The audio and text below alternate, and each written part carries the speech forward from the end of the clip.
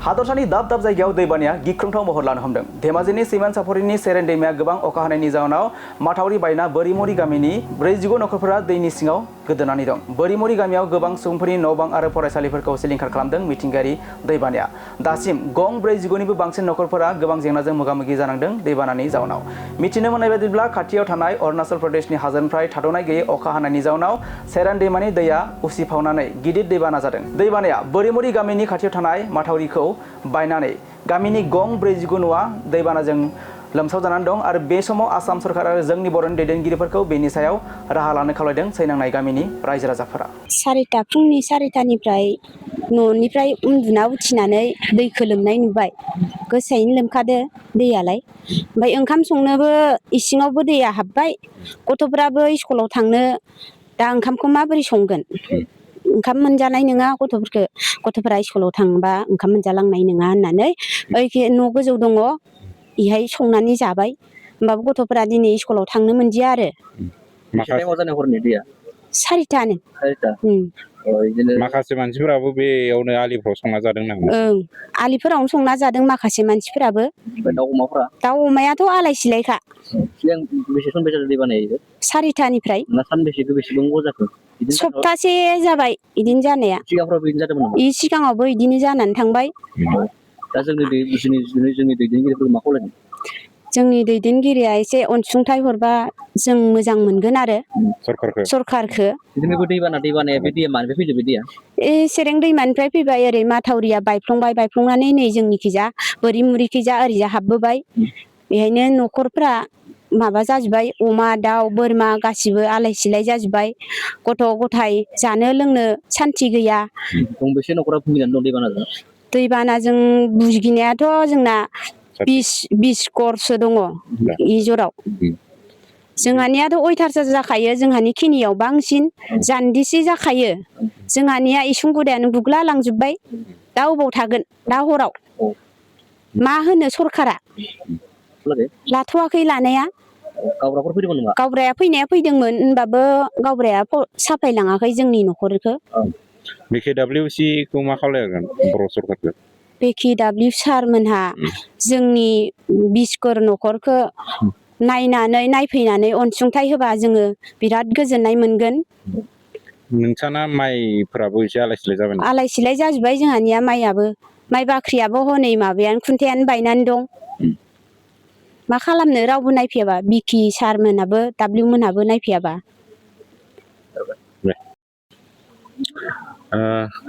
কিমান টাইমৰ পৰা হৈছে বানপানীটো? ৰাতিপুৱা 4টামান বজাৰ পৰা হৈছে নেকি। মানে তাৰ আগতো আমি গম পোৱা নাছিলো। 4টামান বজাত পৰা হৈছে বুলি ভাবিছো। তাৰ আগতো হ'ব পাৰে কিন্তু আমি জনা নাছিলো মানে। 4টামান বজাৰ পৰা হৈছে বুলি ভাবিছো। মাথাউৰি বৰমুৰি আৰু মাছখোৱা এনেকৈ কৰি মানে মাথাউৰিটো ভাগিলে তাৰ পৰা পানী আহি থাকে মাজে মাজে। কিন্তু এতিয়া মানে পানী এনেকে বৰষুণ দিলে মানে পানী বাঢ়ি যায়। আগতো এবাৰ পানীৰ ভিতৰত সোমাইছে। এইবাৰো পানীৰ ভিতৰত এআঁঠু হ'ব হৈ আছে। ঘৰ এতিয়া গোটেই পুৰা পানী হৈ আছে। মানে বস্তুবিলাক চব বিচনাৰ ওপৰত ৰাখিছো মানে। এইবিলাক চব পানী হৈ আছে এনেকে।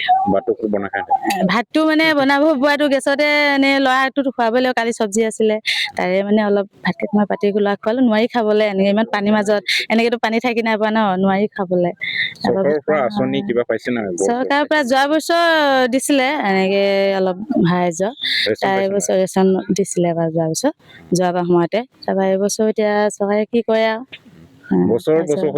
বছৰ মানে আজি 3-4 বছৰ পৰা হৈছে খালি। 3-4 বছৰ পৰা হৈছে। এনে গম পাওঁতে কিয় হৈছে বুলি ভাবে? কিয় মানে এতিয়া মথাউৰিবিলাকতো ভালকে নবন্ধাৰ কাৰণে নদীৰ ওচৰতে কাষতে নদী আছে। নদীখনো বাম হৈ গ'ল। তাৰপৰা সেইটো নদীখনটো মানে আমাৰ চৰকাৰে যদি অলপ খান্দি দিয়ে তেতিয়াও মানে অলপ পানীটো নাহিব চাগে ঘৰলে। কিন্তু সেইটো কাৰণে মানে নদীখন যদি চৰকাৰে অলপ খান্দি মেলি দিয়ে সেইটো ভাল হয় আৰু। আমাৰ বিধায়ক ভৱনটো কি জনাব? সেইটোৱে বিধায়কক সেইটোকে জনাইছো। মানে কিয় তেওঁ যদি আহি মেলি যদি চাই আকৌ বা নদীখন খা-খৰালি যদি অলপ খান্দি দিয়ে। এতিয়াতো নদীখন একেবাৰে বাম। যদি নদীখন অলপ খান্দি দিয়ে তেতিয়া ইয়াত পানী নহ'ব বুলি ভাবিছো মানে। ধন্যবাদ। আজি বৰিমুৰি মাছখোৱা আপুনি আইখিনি কি দেখিলে? এতিয়া বানপানী হৈ আছে আৰু মাথাউৰি ভাঙিছে বুলি শুনিছে আৰু 20-40টা ঘৰ পানীৰ তলত আছে বুলি শুনিছে। কি ক'ব আপুনি? হয় ইয়াতে আমাৰ যোনে ৰাজচক্ৰৰ অন্তৰ্গত মাছখোৱা আৰু বুঢ়ীমুৰি চিমেন চাপৰি পঞ্চায়ত হয়। ইয়াতে চেৰেন নদীৰ যিটো গাইডবান আছিলে 2-3টা জেগাত ছিঙিছে, সেইটো কাৰণে 2খন গাঁৱৰ প্ৰায় 60 ঘৰ মানুহ এতিয়া জলমগ্ন হৈ আছে। আমি এখেতসকলৰ এতিয়া থকা জেগাৰ আমি ব্যৱস্থা কৰিম। অলৰেডি স্কুললৈ ইহঁতে যাব, ইয়াতে ওচৰৰ LP স্কুল এখন আছে, তাতে আমি ব্যৱস্থা কৰি দিম আৰু ৰিলিফৰ ব্যৱস্থা দিয়া হ'ব আৰু থকাৰ আপোনাৰ কেম্পৰ ব্যৱস্থা কৰি দিয়া হ'ব। এতিয়া আমাৰ জোনাই প্ৰশাসনৰ পৰা এইটো ব্যৱস্থা কৰি দিয়া হ'ব। মাথাউৰি বনাওঁতে কি ব্যৱস্থা হ'ব?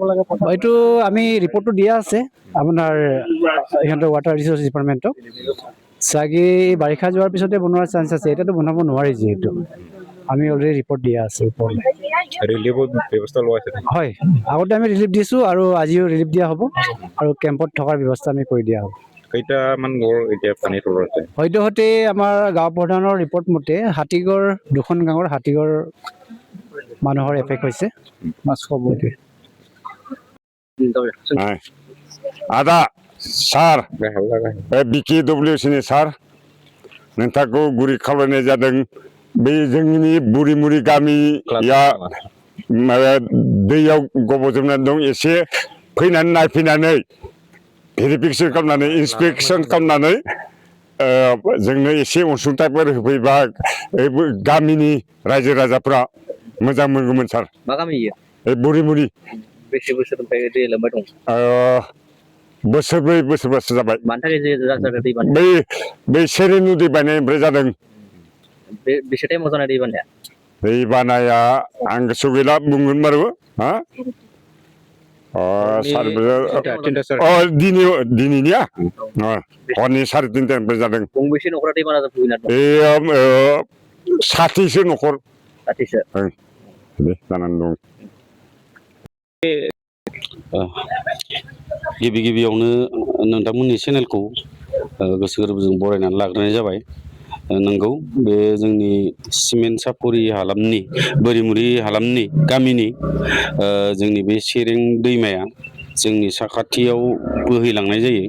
बे दैमानि दैया एसे अखा हाबानो उसिफावनानै दिनै गामिनि मिनिमाम 49सो न'खर दैजों बुंफबनानै थायो सानफ्रोमबो। एसे अखा हाबानो जायो बे जाथाया। आरो जोंनिनो बे गामिनि लोगोसे गुदि फरायसालि दं, बे फरायसालियाबो स्कुला जिथु अखा हाबानो जों क्लासखौ लाहोनो हाया जायो, बिदि समस्या जायो। आरो माखासे खेथि फोथार दं बे दैमानि साखाथि फाखाथि, बे खेथि फोथारफोराबो जोङो बोसोराव खेबनै खेबथामहालागै जों खेथि मावफिननांगौ जायो आरो बिदि जायो। माइखौ गायफिननांगौ जायो? गायनांगौ जायो आरो। बेयाव बान्दो बायदो होनदों मोनसे माथावरि, बे बेलायाव मा बुंगोन? बेवहाय जों मिथिनायाव जोंनि नुनायाव ओरैनो एसे बोसोरनै बोसोरथामसोनि सिगांनि मोनसे काउन्सिलनिफ्राय माथावरि मोनसे होनाय दंमोन।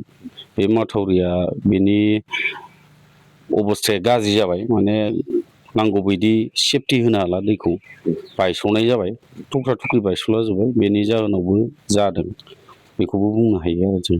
गंबेसे न'खरा दैबानाजों भुगिनानै दं? ओरैनो दा दैबानाजों गोदोनानै थानाय होनबाथ' दा नों 49 जन न'खरानो दैबानाजों गोदोनानै दं आरो मानो होनोबा बिसोरो न'आव थानोबो मोजां हायाखै, फारसेखि नोङो संना खावना जानोबो उसुबिदा जानानै दं आरो।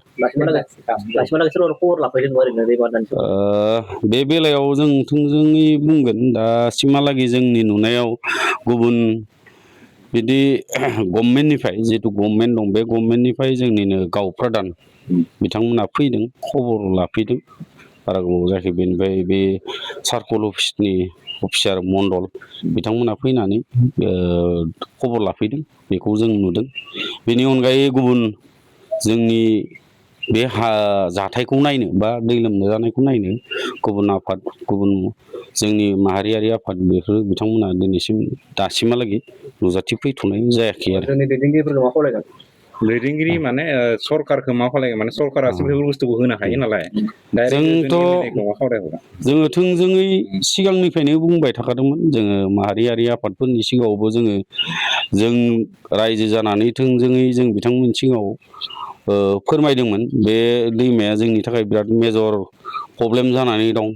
फैबाय थानाय समाव जोङो स्कुलखौबो मोजां खालामनो हाया फारसेखै बिदिनो 49 न'खरफोरा दैजों गोदोसोनानै थानांगौ जायो बेनि सेफटिनि थाखाय जोङो बिथांमोनखौ माहारियारि आफादफोरनि सिगाङावबो जोङो रिकुवेस्ट खालामदोंमोन बेखौ नोंथांमोना गभर्नमेन्टजों जगाजग जानानै जोंनि बे खामानिखौ बे दैमाखौ सेफटि खालामनानै होनांगौ होननानै जों खावलायखादोंमोन थिग बेबायदि दिनैबो बे मिडियानि गेजेरजों आं नोंथांमोननि मिडियानि गेजेरजों बेखौनो बुङो फैबाय थानाय समाव जाहाथे बे दैमानि जिथु थासारि बे थासारिखौ माने मोजां खालामनानै जोंखौ सेफटि खालामनांगौ गामिखौ गायनायानो जा न'आव थानायानो जा बेफोरखौ फरायसालियावनो जा बेफोरखौ मोजां सेफटि खालामनो हानाय केपासिटिखौ बानायना होनो थाखाय आं बिथांमोनखौ खावलायो दिनै नोंथांमोननि चेनेलनि गेजेरजों